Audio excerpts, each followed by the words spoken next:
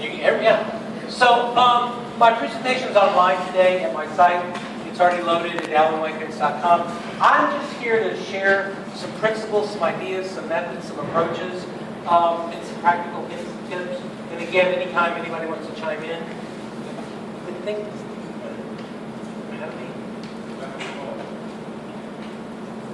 I'm doing.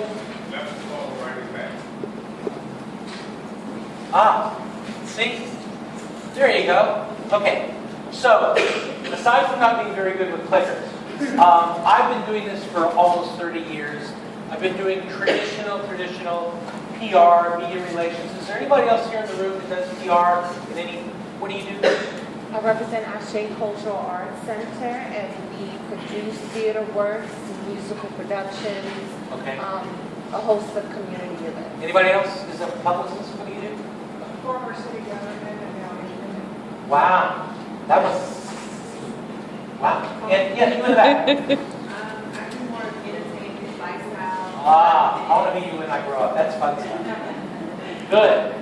Good. Okay. So, and I live in San Antonio, and I spend a lot of time in Israel. There's a huge startup community, particularly in Tel Aviv. In fact, there's another discussion this afternoon on Israel and opportunities to match Israel with New Orleans. And I've been involved in Israel's traditional technology sector for a little over 18 years. Last 2 years, I've been very, very lucky. I've been traveling quite a bit and giving this presentation at a lot of the accelerator communities in places like, my office is in a place called Geekdom in San Antonio. There's a place called TechLoft in Tel Aviv. Techstars Cloud, I just gave this presentation in San Antonio. In October, I was in Mexico City at Mexican VC. Microsoft is a big, big development center in Israel. Also, I spoke there. I was in Ramallah, Palestine. Now, all the stuff you see on CNN, all the problems in Palestine, a lot of it is just not true. There are startups, there are entrepreneurs, there are companies being funded that are growing in the coolest places in the world. Ramallah is a wonderful place, really smart people, VCs are there, and they're rebuilding this country. And most recently, I was in Tel Aviv in February, and I spoke at Google. So I get to go around, and I see these common themes of problems, challenges, and opportunities for startups. And so my observation is, the good news is, today, it's not hard to create a startup. You have your big idea, your core team, strong will, and servers and hosting. Any of you get like free servers from Amazon or SoftLayer or from Rackspace, anybody in your programs? You know that they have programs where they will give you free servers and hosting. Did you know this? Anybody that's a little more engaged? No. No, okay. So if you're, I would just search free hosting. What did you say? For startups. And all these companies have things for you. So anyway, that's the good news. The bad news is, someone else in New York, Madrid, San Francisco, Singapore, Tel Aviv is probably thinking something similar to what you're thinking. It's really hard today to have a defensible position. And I'm a big believer in trying to protect intellectual property. Are there any lawyers in the room? There was some. All right, what do you do? I do criminal law. Criminal, but you're free with IP? Yes. Okay, so there's stuff about intellectual property. And so it's hard to get to protect your intellectual property because you're basically working from an idea, and getting traction is pretty tough too. So the world that I come from, and what I base a lot of this on, is coming from the world of strong intellectual property, having a defensible technology. Generally, my clients were invested by Intel or AT&T, Cisco, Motorola, traditionally very VC funded, and the traditional startup 15, 20 years ago that I worked with were 30 engineers, a CEO, a VP of marketing, and a biz dev guy. Today, there's very little intellectual property. There's nothing really defensible. Your investors might be your friends, your family, your angels, something like Techstars or 500 startups. And until recently, really, this whole idea of micro-investing just didn't exist. And today, it's easy to run a virtual company. How many of you have either seed, early stage, or angel money? Yes. What are you doing? Started a social media marketing firm. Okay. And how are you funded? We took some angel money, and we also did a convertible note from one of our earlier clients. Oh, good. Okay, anybody else? Yes. Yeah. Can you speak louder? Yeah, no, I work for two VC. I work for two venture back companies, chief engineer, early employee, and then I had two my accelerators, Y Combinator, Oh, you've been through Y Combinator? yeah, And Techstars. two other ventures. And how do they do? We'll see. Oh, you haven't, you're still, Yeah, I left both of them. Now I'm okay, all right. So the world, again, that I came from was really the world of hardware and software and telecom and security and the biosciences and medical devices. And the typical, track that, you run on is, you go to school, you might have an internship, you go to college, you go to university, you have a summer job, and then you go to work. Today, all this technology is so pervasive now, and it's so cheap, and it's in everybody's hand, that we're now, in this transition with the mobile web, the shift to mobile, SaaS, or really anything as a service, subscription revenue, e-commerce, marketplaces, and the career track might be, being in high school and having a startup, taking a gap year, having a startup, being in college or not, and not going to a college or not having a university education is more and more acceptable. I have my older son who's 26. He has not finished college, and at first I freaked out, but now I think he's getting a much better education traveling. And I think he's getting a much better education. Or you can be in an accelerator or another startup. You can work and have a startup. You can quit your day job and have a startup. It depends. How many of you are either in some kind of accelerator program or a business? Other than that, accelerator program. What? An accelerator program is like a Techstars, a Y Combinator. No, but you've been through. Yeah, you have. All right. So I'm also seeing what I call the rise of the startup economy in terms of it being global. So last month I was in Ramallah, in Palestine, and I walk into my hotel. Very nice hotel. I walk into the hotel. There's this giant portrait of Yasser Arafat. That's okay. That's what you know. And then I go to this accelerator. It's called The Leaders. This is in Ramallah, Palestine. And you walk in, and there is a giant portrait of Steve Jobs. Now, the difference to me is that one person, they're both charismatic leaders. They inspired millions of people. They had grand ideas to change their respective worlds. One was kind of, I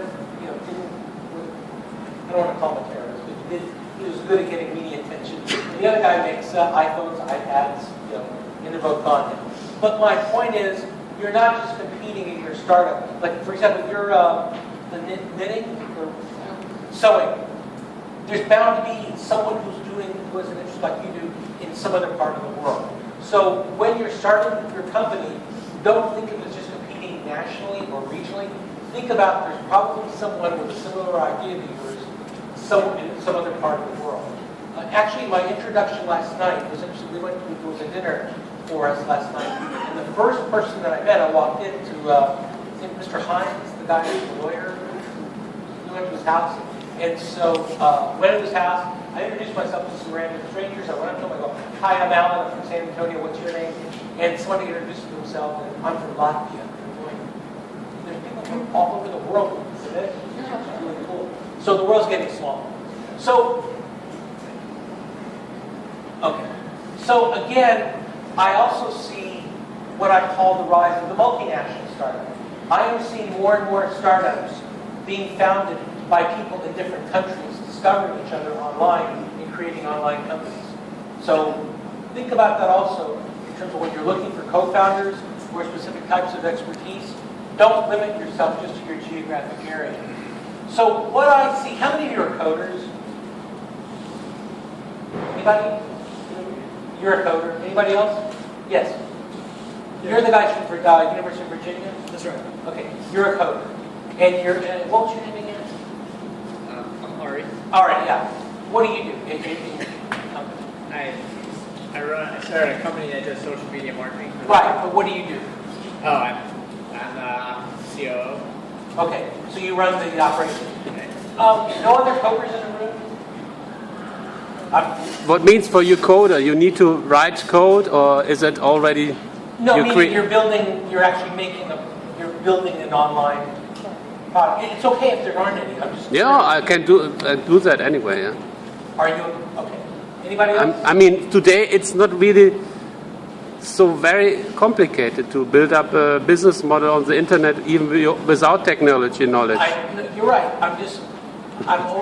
I'm just begging a question. Yeah, sure, I understand. Because I make this up as I go along. And so I try to customize each presentation. Sure. So, okay. So with that being said, actually, I've never been in a room. There's 60 or 80 people in here. I've never been in a room where maybe 3 or 4 of you are coders. The rest of you. What do the rest of you guys do, or what are your interests? What's your name? Right? Yes. I'm a business consultant. I'm involved in organizational communications. Why are you here? Presentations, business consultant.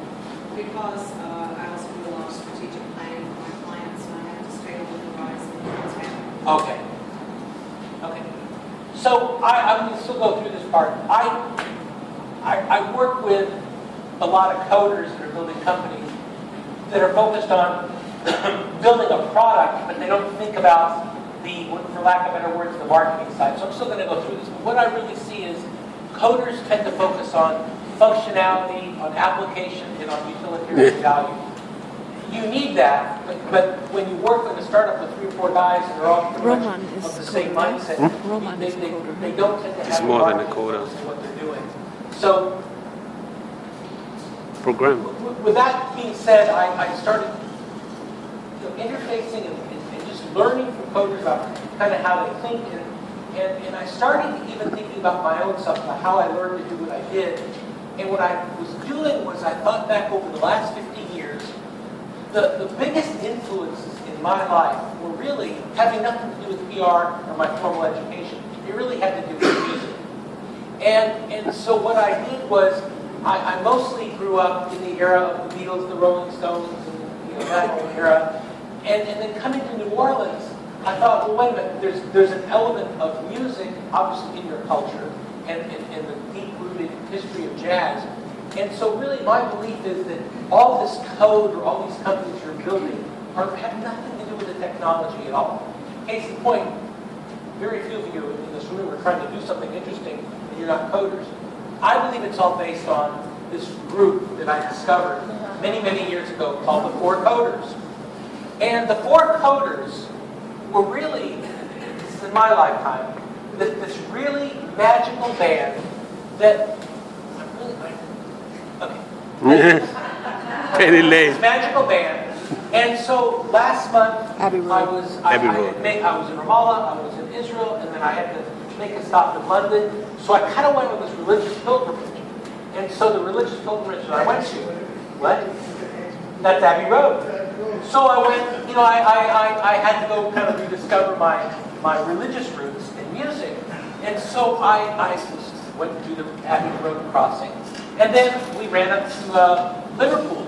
And so we went up to, of course, Penny Lane and Strawberry Fields and, Eleanor Rigby's grave. And I had to tie all this together because somewhere in what I was doing had nothing to do with my education, nothing to do with all these wonderful companies that I've been parts of or helped grow or helped build. It was all irrelevant. What it was all based on music. And music to me was the original source code. And so I thought about all the great musicians in my life that influenced me, from Brian Wilson with the Beach Boys and Pete Townsend and Bernie Taupin and Elton John and the Rolling Stones and B.B. King and all these great musicians that were really influences in my life. And then, of course, the great, what I call the coders and storytellers of New Orleans. He lives about, 10 blocks from here. Facts? No. Well, I think he made moves, but he lived in the night. Okay, best coder, best storyteller. He's great at pivoting great at reinventing himself. He's a great storyteller. He has a beautiful narrative. He knows how to connect with his end users. It's the same thing. That you're going like this. Okay. What's your name? Kelly. And what do you do? I'm here volunteering. Okay. And do you go to school or? Nope, I just moved back from New York City. I'm working in New York and just moved back from New York. And what Kate Schneider is, Kate? No, Kate is the Director of External Relations, something like that, for the Idea Village. And there's a video of her I just shot, it's now on YouTube. She's from New York City. And she came here during Katrina. And why did you come back? I just saw it, it's home for me. So Yeah. I come back to family and friends. There's so much going on right now. Idea Village, New Orleans Enterpreneur Alliance got me very excited. So That's another. Yes. It's a Hazel Washington. Wait, louder. A famous person. He's Lloyd Wait. Washington. Why don't you take the microphone? He was Lloyd Washington and he's something. Ma'am. Whoa. Microphone. Share your story. What's your name? Famous H-spot Lloyd Washington. He was the last one that passed away with the H-spots. And it's on the internet now, and we're going to the Jazz Festival this year. And why I came back to New Orleans, I love it. Politics, I'm in politics here also. So I just love my New Orleans. I didn't want to stay in Dallas with my daughter. Awesome. See, that's what makes your city so special, is all this great art, and all this great vibe. And now we have all these technologies, and everything is cheap, and everything is free. You guys can build awesome, amazing businesses, and not be coders. That's wonderful. So let me continue. So if you look at all these great coders and storytellers, here, by the way, Dr. John, anybody know him? Oh, yeah. Yeah, he probably playing tonight. He's playing tonight? I think he's playing across the street. Wow. All right. So I will continue. These are all the other photos are mine. So I'm a big B.B. King fan. I love Crosby, Stills, and Nash. I saw them in November. Oh, just Paul McCartney. I saw him in November. Just all these great musicians, but they're all the biggest influences I believe in personally in my life as coders. And so I believe that music is really the original code. And every great song has, great narratives, great voice. I'm really going to master this, buddy. Here I am, yes, the technological expert who cannot use a mouse. Terrific, stories with great tone, and music is inherently in all of us, particularly in New Orleans. It's part of your DNA. It's what you drink every day. That is a competitive advantage that you guys have that most of the world just doesn't have. If music is in your DNA, I would use that as a strategic competitive advantage. You're a management consultant. What's your name? Yeah, give or get the strategic competitive advantage. Blah, blah, blah. This is your strategic competitive advantage. Professional speaker, I do all of this in every story of every. Yeah. So the thing is, everything is getting coded, okay? And everything that's getting coded in the Internet of Things needs stories. So the good news is, we all go to school, we get an education, and it really sucks because what we do is we are taught to write, but we are taught to write for marketing, for business, for technical, and it's really boring, and we speak in corporate speak, and it's really dull, and no one cares. But today, you can now communicate like a real human being, talking to other seamstresses. I'm sorry if that's the wrong term. Is it art seamstresses? Yeah. Seamstress. What if a man wants to? Or is there seamstress men? A seamster. Yes. It sounds like the Teamsters, but it's the seamsters. Anyway, and so what I discovered is what you say and how you speak really are the new lyrics of today's online world. And the experience that you are delivering on the platforms that we now interface on is enabling billions and billions of people on the planet to create the new melodies of our socially connected world.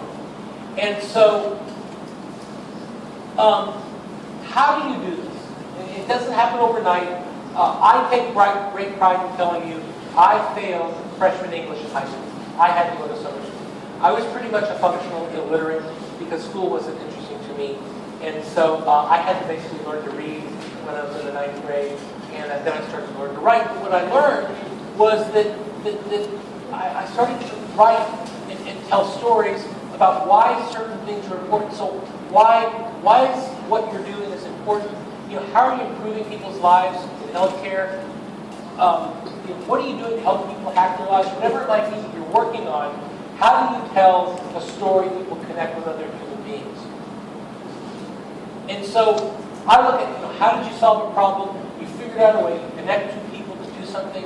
You've codified the process.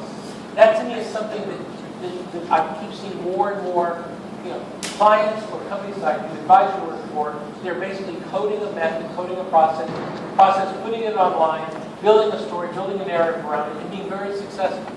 And so what I try to advise audiences like yours is I just tell people, write like you speak. The way I start is I record what I want to write, and I just have it, I transcribe it. Or you can use something like Dragon Voice to do this. And the more you do it, it's like anything, you'll get better and better at it. And I pretend that I'm speaking to an audience. So when I'm writing, I'm looking at my screen, I'm looking at my keyboard. I pretend I'm speaking to millions of people around the world that are eyes and ears. That's kind of what I do. I write like I speak. And it's my style, not telling you how to adapt mine, but I find that just being human, being real, and writing like you speak is a pretty effective way, especially when people tell me, well, we don't know how to write. I say bullshit and all that. You can write. If you can speak the English language, or if you can speak, period, then you can write. And the other is, I think back on being a kid, my mom used to read me stories. I remember being touched in my heart. It was a great experience. I'm trying to do that with my audiences who read my content. So I believe this really matters today because having the opportunity to do really good storytelling gives you an ongoing narrative and a reflection of your startup, your heart and soul. It's amazing, even myself. My content gets discovered all over the world. I get these speaking engagements. People pay me just because I'm speaking common sense. But it's amazing that your content does get discovered because in my case, I work with a lot of journalists. Journalists are looking for interesting content about interesting companies. And that's how we get discovered and found. And it really becomes what I call a body of work that helps you also to recruit talent, to attract investors, find strategic partners, and be discovered by the media. And so, let me see. This end, Victoria, are you here? Well, we have about 12 minutes. So I'm going to kind of go through, it just took a little longer, but that's okay. I'm just going to go through a few things. This is online. There's a couple of things I'm going to kind of skip through in the interest of time, because I also want to allow some time for questions. But I believe really the media is your first market. And that I also believe that if you can build a story around your brand, you will have a stronger defensible position. And it's also harder and harder to get traditional media coverage just because of the volume of startups all trying to vie for the same amount of noise. But what I do find, particularly because of what I do in PR, is that my clients get found by media because they're building a good body of work. It also makes it easier to pitch your story to media when you can come to them as an authority. So that's really helpful. I believe that I have 12 fundamental principles. I'm going to go through these kind of quickly. The problem is, I see a lot of great ideas. I see tons and tons of companies. I see a blur because so many are the same, or I go back to not having a defensible position. So what I have is, how do you go from just writing your code or having your company to rising what I call above the code? And so I have these 12 basic ideas. Number one, or these principles, stop pitching. I believe that if you start storytelling rather than pitching, your humanity comes through a lot more. Think of yourself as a media company. How many of you have a YouTube channel or on Pinterest or on, what are you doing? Producing theater works, musical CDs, accompaniments, community events. Are you being, is your stuff getting found? Yeah. How? We have a YouTube page, we have a Facebook, we have a Twitter, and we have e-blast. And how do people find you? By spreading the word. Okay.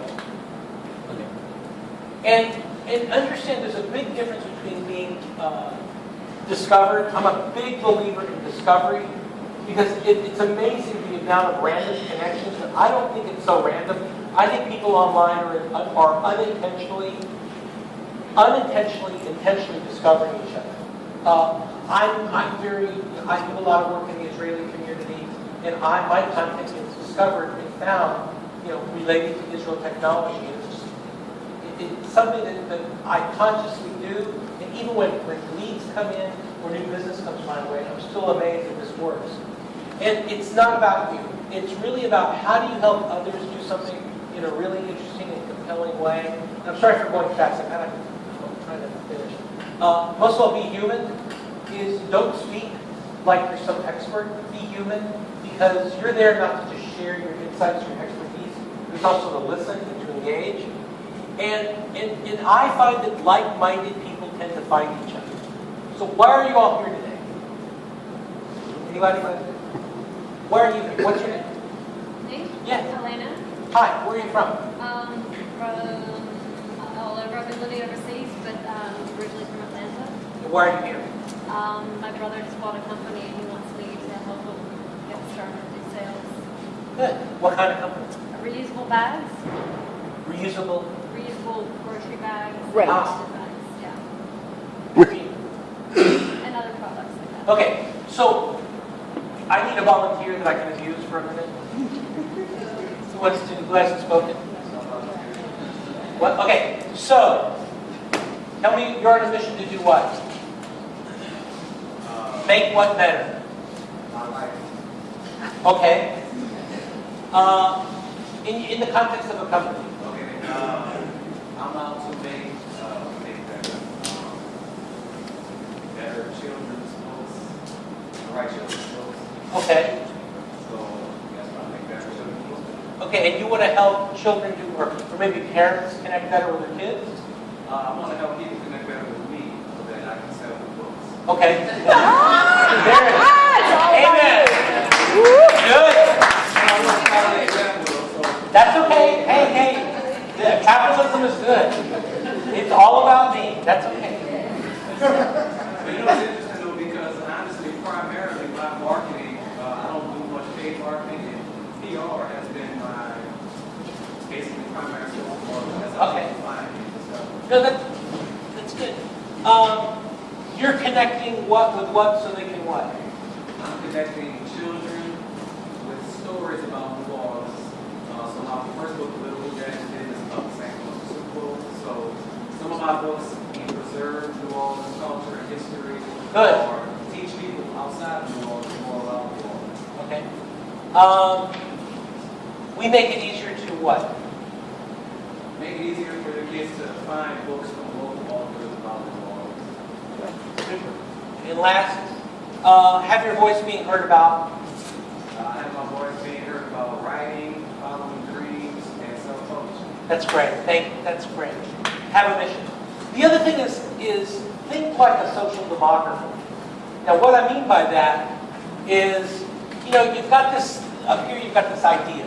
I want to do X, Y, Z, and you get either some funding or you have your day job. You have some sweat equity in this, and you've built this technology platform. Whatever it is, it could be a blog, it could be your YouTube channel, it might be an app, whatever it might be. You've got your story and your narrative. And I use this term very carefully when I say big data. You have the opportunity, especially as you grow a business and you can scale it, you have some very unique insights into a market that's of value to somebody else. So think of yourself as being more than just building a company. Think of yourself as being social demographers. I'm also just a big believer, I just put things out there. You never know who's going to find your content and engage. You don't have to have high quality production values. I just shot a video this morning of Kate Schneiderman.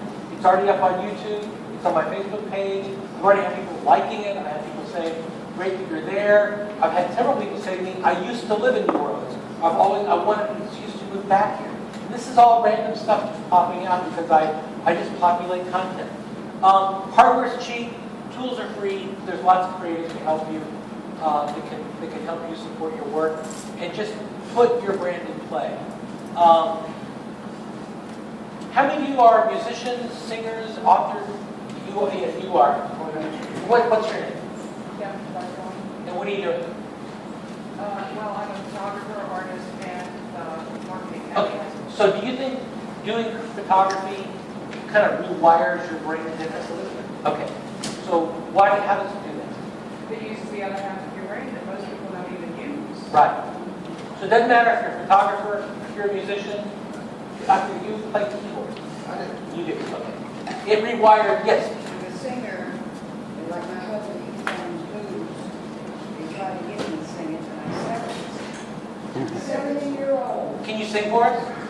Yeah. How about I got the startup blues baby? Glory, hallelujah, when I lay my burdens down.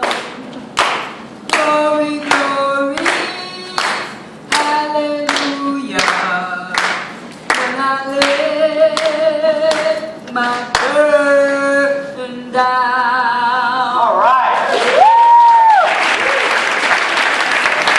Thank you. That's the first. I've never had someone. That's great. So, yeah. So, and then also understand it's not always reputable. You know, a lot of times you'll come to these events and some guy will get on stage and talk about, oh, I did this, I did this, I did this, I made 20 million, 50 million, 100 million, I did this. Not everything is replicable, but I think there's principles that you can follow, not just to be successful monetarily, but to be successful knowing that you're being who you are and being real and being true to yourself. So it's not always, it's nice, yes, having money is nice, having it is nice, or having an ex is nice, but it's also about being who you are and expressing yourself that way. So I also believe in getting lucky. I believe that it's not a random accident, that good things do happen to good people, and that you should go wide, get lucky, and just get your content, get your voice out there. You'll be found, you'll be discovered, you'll be shared. I really think that do we have to close up at 2? What? 2:15, you have until 2:15. Oh! Oh, I'm sorry. I thought it was, okay. So let me tell you my life story. Okay. So the first part of this has been all sort of my philosophical approaches. These are practical things you can do. Okay? So it's called hacking your own communications. First thing I always do is I tell people, think of yourself as being a reporter. Think of yourself as being a journalist. And a lot of this you can do yourself. So what I do is I try to think about writing and posting relevant content so I can be a source to the media. It's amazing the coverage I get just because my content is found and I'm an expert on